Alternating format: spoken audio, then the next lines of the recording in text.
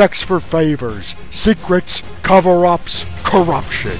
I've heard things that'll blow your mind, and now I think it's time you get the whole story. I'm Jesse Ventura, and this is Quinnspiracy Theory.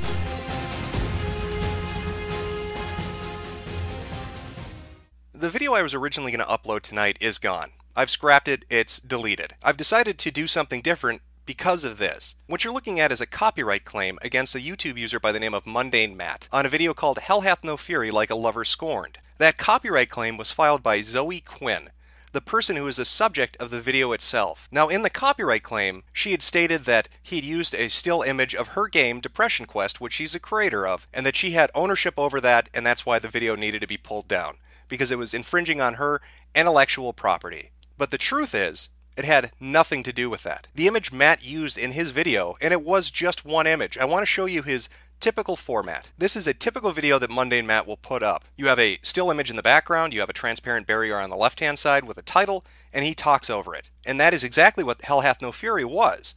It had a still image in the background, a transparent barrier, title, and he talked over it. Now, the image he used was a publicly available image. This game is out on Steam. You can see these images. They've been used in news articles, they've been posted on websites, they're publicly available through the company on Steam itself. So her copyright claim had nothing to do with him using her intellectual property. What it had to do with was suppressing information from getting out. And that's something that's been going on now for the last 3 days since this began. Sites like Reddit and NeoGAF and even 4chan on certain boards have suppressed this from being talked about because of the implications it has in the gaming industry. Now, what started all of this off was a WordPress blog called The Zoe Post. This was put up by a man named Aaron, who is Zoe Quinn's ex-boyfriend. In the entirety of the blog post, which is extraordinarily long, he goes through a laundry list of complaints as to why the relationship failed and why he's upset. Now, these all seem to be valid to me, things like lying and manipulation and infidelity. However, at face value, it's nothing more than that. Why would that be interesting? So is she taking videos down because she's embarrassed about it? No, she's taking them down because of the people she slept with, that she cheated on him with during their relationship, and who they are, and specifically what they can do for her as an entrepreneur. Gaming journalism has reached a low point over the last 5 years. It started with pieces that had nothing to do with gaming or game reviews, nothing to do with software or hardware, nothing to do with events or expos.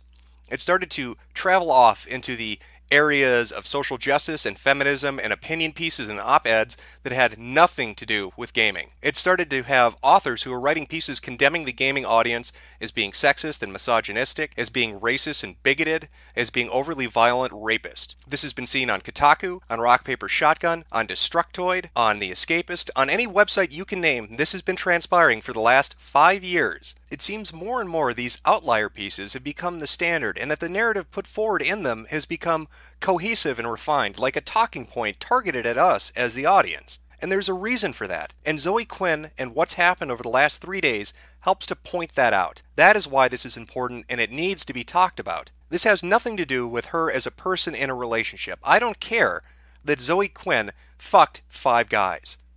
I don't care that Zoe Quinn cheats on people she's in a relationship with. That's on her. That's her own personal accountability. Her ethical and moral failures as an individual are for her and her partner to deal with. However, when the people she's having an affair with, when the people she's cheating on her boyfriend with, happen to be able to help her career through their actions related to the industry that she's in, then it becomes a piece of public discourse, and it becomes important because it helps to highlight a massive flaw in the Fifth Estate.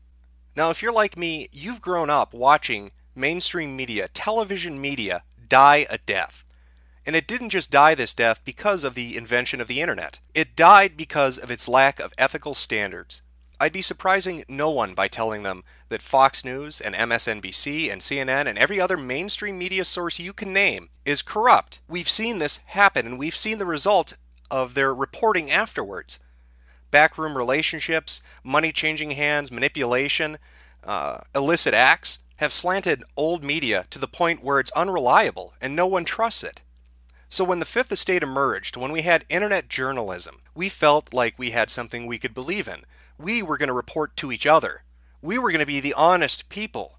We weren't going to let other outside factors influence truth. But it has not happened that way. And what took a century to kill old media has taken mere years to undermine new media. So let's start at the beginning and see what the hell is going on here, and why this keeps being pushed down, and why nobody's talking about it. Now, Zoe Quinn's notoriety extends quite a ways back. As I stated earlier, she's an indie developer. She released a game on Steam called Depression Quest, and reading the description it states, it is a flash, text-based adventure game about a person living with depression and how situations affect them. Who doesn't want to play a game about being fucking depressed? I rank that right up there with gems like I have the chicken pox and the hit sequel I have shingles now, oh god does it hurt. Yet this is a game she pushed through Greenlight. How did she get it through Greenlight? In fact, how did this game even get on Steam? Well, if you trace this back to its origins, when she was originally developing it, she started to get a lot of press because she was harassed. She was the victim of a sexist campaign by evil denizens of a website called WizardChan. Now, WizardChan, for those of you who are unfamiliar with this website,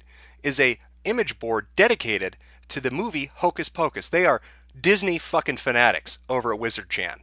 But apparently, they have an issue. They have a major issue with Zoe Quinn and her game. And she went to Twitter, and she went to social media talking about how she's being persecuted and harassed, how people are calling her house and showing up in real life, how it's unnerving her, and how terrible this is. And what do you know? The gaming journalists, gaming press jumped to her rescue. Sites like Gameranks and Kotaku and Rock Paper Shotgun all talked about how brave she was. Even other people with notoriety in the gaming scene right now were sending her messages of encouragement, like Anita Sarkeesian and Dina from the Project Mighty No. 9. Another person who, might I add, fucked her way into a position at a company. Now that sounds all fucking well and good, except it's completely untrue. And I can prove to you that it's untrue with the link in the description. Go check that out. It's an Immigrant album, and it is a chronological explanation of why Zoe Quinn is full of shit, and why this website WizardChan didn't target her. Now this is important because it helps to establish her character, and we're going to be getting into that in a minute. But what you really need to glean from this is that she was supported by the gaming press and by other certain indie developers and other notorious people like Anita Sarkeesian against these hordes of horrible trolls that apparently were trying to keep her down. Because obviously a video game about depression just is too much for a troll. Now if you fast forward a certain amount of time, the game finally gets through Greenlight, and it gets up on Steam despite numerous people saying they didn't like the game, they didn't think it belonged on Steam, the community voicing their opinion against it, different websites dedicated to video games saying that it shouldn't be on Steam, it doesn't make sense, that it's a non-game. A similar argument that's been raised for other indie developed titles that were supported by the gaming press, like Gone Home and others. Yet she got it through, and the game got up on Steam. And that is where our WordPress blog, the Zoe Post, comes into play. Because now we get to see from the perspective of somebody who knows her personally, namely Erin, and their relationship. Now the interesting thing about the Zoe Post blog is that it chronicles and has captures of interactions on social media. And we get to see what kind of person Zoe Quinn is. And we get to see how she's a liar and a manipulator, and how the people at WizardChan who put together that album that's linked in the description weren't really bullshitting you when they said she's fucking making it up. Now at the heart of the Zoe Post, aside from all the things that Erin wrote down about her, aside from her white lies and her omissions of truth, besides the deceitful behavior and manipulation, is the infidelity. And he names specifically 3 people in his post. He omits 2 names. Of course, due to technological wizardry of other people, those 2 names have been found. And so this is a list of 5 guys. And again, I'm not putting their names out there because I think it's wrong she cheated in a relationship. I'm putting those names out there to show you, or to start to show you, how corrupt gaming journalism and game development have become. These are the 5 guys. Now, to start with, on the very far right-hand side is Joshua Boggs. Now, he was her boss. She had sex with him while she was in a relationship with Erin. The interesting thing is, Joshua Boggs is married. So not only was she having sex with her employer, she was having sex with a man who's married. This didn't cause her a crisis of conscience, even though she's made statements in the past on social media saying how wrong it is to have affairs, how terrible it is to cheat on somebody when you're married. But again, as a liar, she says one thing and does another. Some other names that are listed there are Robin Arnott and Kyle Pulver, both indie game devs. You have Brandon McCartan, multi-award-winning indie game dev prodigy for Fez and Aquaria. That's interesting on its own for some things that happened just yesterday, but I'll get to that in a minute. But really, the biggest fucking issue that we're looking at right now is the name in the middle. Nathan Grayson. Who is Nathan Grayson? And why is it important we talk about his and Zoe's relationship? Nathan Grayson is a video game journalist. Nathan Grayson is somebody who wrote for Rock Paper Shotgun and currently writes for Kotaku. Nathan Grayson is somebody who has published positive pieces about Zoe's game, who has given her publicity, and who has marketed her product while having sex with her and not disclosing it. Now, there's a word for people when there's a professional conflict and they need to step back from what they do as a job because of conflicting things. It's called recusing oneself. Nathan Grayson not only did not recuse himself from writing the articles that fluffed up her product and promoted her, he went so far as to hide the fact that they had a relationship. Here you see an example of just 2 pieces he wrote this year, one on Rock Paper Shotgun and one on Kotaku, talking about her product and her specifically. This starts to show a pattern of behavior in game journalism. These people have no professional barrier which exists between their relationships. It's not just that game developers and game journalists have friendships, or that they communicate, or that they cooperate and do things together. They are having illicit sexual relationships which benefit one another. Nathan Grayson is benefited by being able to write an article that will get him clicks and thereby ad revenue. Zoe Quinn is able to get publicity and make money. It is a disgusting relationship, and it is the opposite of what journalism is meant to be. But it goes much deeper than that. It's not just that they have relationships where one hand washes the other. It's that they bolster up positive public publicity and also suppress negative publicity. What I'm going to show you now is a screen cap from a subreddit that was talking about Zoe Quinn. This was posted just a few days ago, and the subreddit, I believe, Tumblr in Action. This is mind-blowing, and it starts to show you just how fucking sick and twisted and corrupt game journalism is. So here's the post in question, and this is by Silly Slater. I'm going to read this verbatim, and I really want you to take in what she's saying, and then I'll focus on the really disgusting part of this. So, Silly Slater posts, "She fucking doxed me. Ruined a production for women, refused to contact us, and is currently taking money for a game jam with no start date, no location, and no judges. Okay, here is my story. We ran a group that literally said, any woman come up with an idea for a video game, we'll give you concept art so you can pitch your game, and we'll put all the pitches online. The internet will vote on the best one, and we'll make that game and give the profits to charity. If you get a lot of interest online and want to make the game on your own, you can leave the contest at any time. Literally everyone that was in the top 5 didn't have programming experience, so they couldn't make their own game. She was like, why do you expect women to work for free to make games? We said, well, they get 8% of the money as royalties, and they just have to give an idea. Other people will make the game, and the profits go to charity. Doesn't matter. It's oppressive. She started a fucking Twitter storm, crashed our website, got my personal information doxxed, got us banned from Twitter. We email reporters what's up, and they're like, duh, if Zoe says it's oppressive, it must be true. Maybe you should give her money for Rebel Jam, which has no start date, location, or any other information, but totally isn't a scam. This happens at 3 other major publications. We literally said we'd pay her to consult on future projects, and we'd close down the contest if she would explain to us what exactly is offensive. No response. No response at all. Unless a reporter contacted her, and then she's the victim. All this information is fucking online. The pitches are online. We did everything we said, but no online journalist will publish the story. Please vote. Even if we don't raise enough money, if we show there's enough interest, we can get a winner a grant to make their game. I'm literally making no money on this contest. I just wanted to focus on something other than women being oppressed. I wanted to show that they made good games, and everyone said that's not what women in games want to talk about. So I don't even know where to start about what fucking disgusts me the most about this. We have heard time and time again over the last 2 to 3 years from every gaming journalist outlet that women are oppressed, that they aren't allowed in the industry, that they can't make games, that people are holding them back, and that they just need an opportunity, just one opportunity to get out there and show what they're made of. And here a person puts together something that gives them that opportunity. Here's somebody saying, if you have a good game idea and you want to pitch it to us, we'll fucking make it for you. Show people that women can make good games by making good games, and we'll help you do that. I don't see what's not noble about that. I don't see what the fucking problem with that is. But here comes Zoe Quinn, the professional victim, the social justice warrior, who will lie and manipulate like she did with Wizard-chan, like she did with Aaron, her boyfriend. She comes in, she shits on these people trying to do a good thing for no profit. She doxes them, destroys their ambitions, fucks their company up. But the worst part of this, and this goes back to her relationship with Nathan Grayson, a writer at Rock Paper Shotgun and fucking Kotaku, that because that relationship existed, these people couldn't get the story out. It's not just that Zoe Quinn is having sex to get good publicity. It is that Zoe Quinn is using sexual relationships with writers and reporters to suppress bad actions. I want you to try to imagine this sort of thing happening in old media. Imagine Watergate. What if Nixon had driven down to the Post and taken Woodward and Bernstein aside and said, "Hey, if you don't post that whole scandal thing, I'll give you both a blowjob. How about a Hummer in the fucking printing room? Just don't publish anything." And yet it goes deeper. Remember how I mentioned Brandon McCartan? And also Robin Arnott.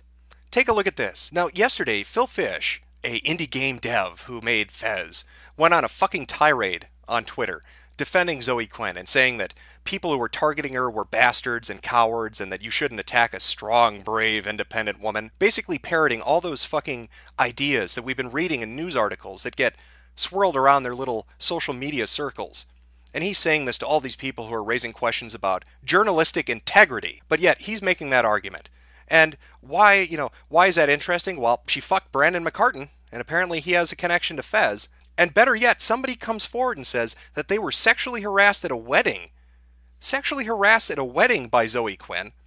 And Phil Fish goes on a tirade against him, basically making him back down. Saying, don't you fucking dare bring that up publicly. If you do, we're going to come after you. And the guy backs down. And oh, look at that. Look who favorited what Phil had to say. Robin Arnott. So just so we're really clear on this, a woman who has repeatedly made social justice and feminist statements about strong, independent women, about equality, who says things like men, specifically gamers and trolls, are terrible and they're sexist and misogynistic, is somebody who uses sex to get favors, and on top of that, is willing to sexually harass people and then cover it up using industry friends with larger fan bases. Do I have that right, Zoe? You not only fuck for publicity, you fuck to suppress stories, and then you also fuck people to make anybody who criticizes you go away. Well, I'm not afraid of Phil Fish, the fucking one-hit wonder indie game dev. Yeah, by the way, Phil, that's why you're not making Fez 2. It has jack shit to do with pressure or you not liking your fans. It has to do with the reality that you know you can't make another game. You are a one fucking hit wonder. And if you try to make another game, you're gonna fail. So go on your Twitter tirade talking about Fez 2 never happening. Nobody fucking cares. Nobody cares, Phil. You are just an ugly, mutton chop, sideburn having motherfucker with your little fake hipster glasses that runs your fucking mouth about what game development is. You are a dipshit. And you're also a dipshit that doesn't have any fucking standards, apparently, when it comes to people you know. Now, how do I know? Maybe Zoe Quinn fucked Phil Fish. They seem to have been at a wedding together. Phil Fish seems to know her quite well, and judging by Zoe's behavior and the favors she's curried, it's not really that far out of the ballpark for me to say that perhaps Phil Fish is defending her because of a relationship. Hell, what about Patrick Klepek? Remember those conventions they did together and the speeches, "Internet is serious business"? Who knows? Maybe Patrick slept with her.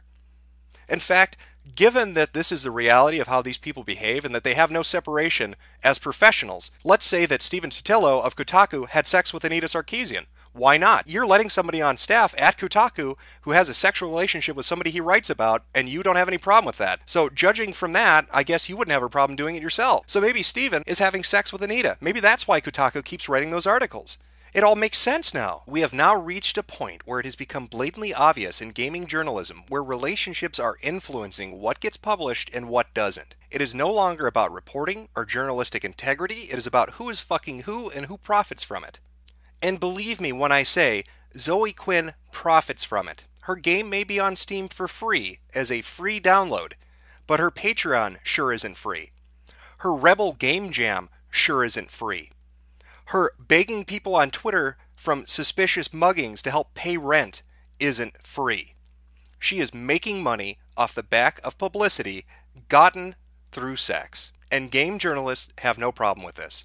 And of course, it's all the more hypocritical of them, given their stance on social justice, on feminism, on sexual equality, on gender equality, on sexual equality, on color equality, on all the buzzwords and hot topics they use to clickbait people into coming to their articles. Their high-handed morality and their ivory towers as they look down at us, the peasants, the filthy, disgusting, immoral peasants, and tell us what is right and wrong. And yet, right in their headquarters, right in their home, in their nest, they are doing all the things they condemn us for. They have ruined our hobby. They have shit up an industry. And it's not only us fans that suffer because of this. Look at Xseed. Somebody gets offended a day or so ago about a translation that they did, and all of a sudden they're getting flack left and right about that word because it's problematic and it offended a snowflake. So what is Xseed going to do? They're trying their best, they're trying to appease these people, but nothing is ever good enough. And it is perpetuated by these hypocritical cunts at gaming journalist sites that don't mean anything they print and they just do it for money. And Xseed is just one of the recent examples. I mean, here's another. Here's a journal entry that's up on DeviantArt called Save the Boob Plate. Now this is written by somebody who worked on a game. They worked on Divinity Original Sin. Look at that second paragraph. This journal entry is all about judgmental journalism, offended by design opinionators, and the fearsome white knights that the first two bring in their wake. And this person's talking about what it's like to try to create a game when you're bombarded by these assholes that are constantly shoving their fucking message down your throat. And what makes it all the more worse is that this person suffers not because these people actually believe in the shit they peddle, but because they make money off of it. They don't care. It doesn't matter to them. Their actions speak volumes about their character. So now at the close of this video, I really want you to think on this. We've seen what happened to mainstream media, to old media, as corruption destroyed it. Now we have online media, new media, facing the same thing. We watch as the Fifth Estate burns in front of our eyes because of hypocrites and the corrupt. It is in our hands to call them out on it, to bring them to task for it. If we sit idly by and we don't, we have lost. Appeasement does not work.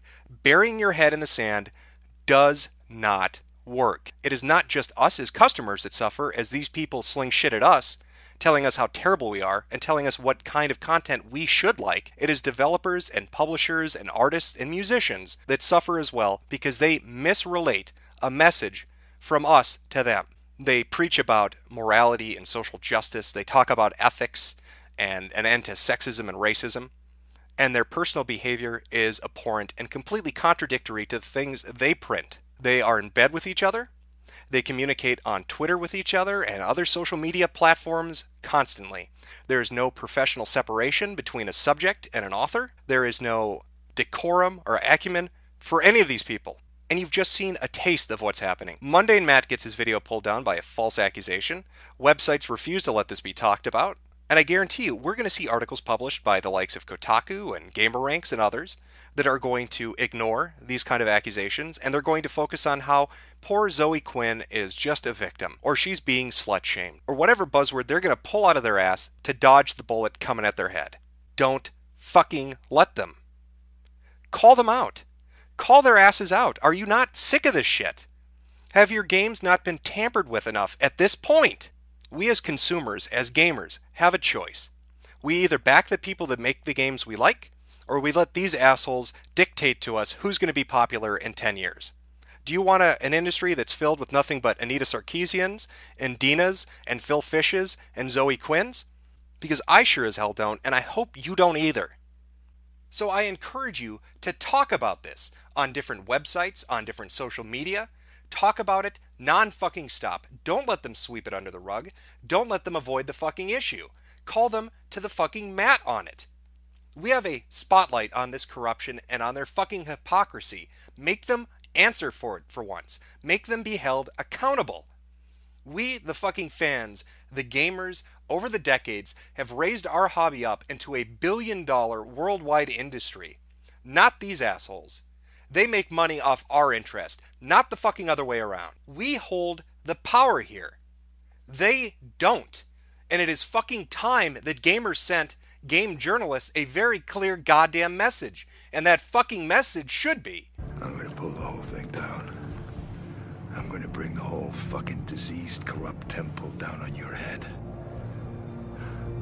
It's gonna be biblical.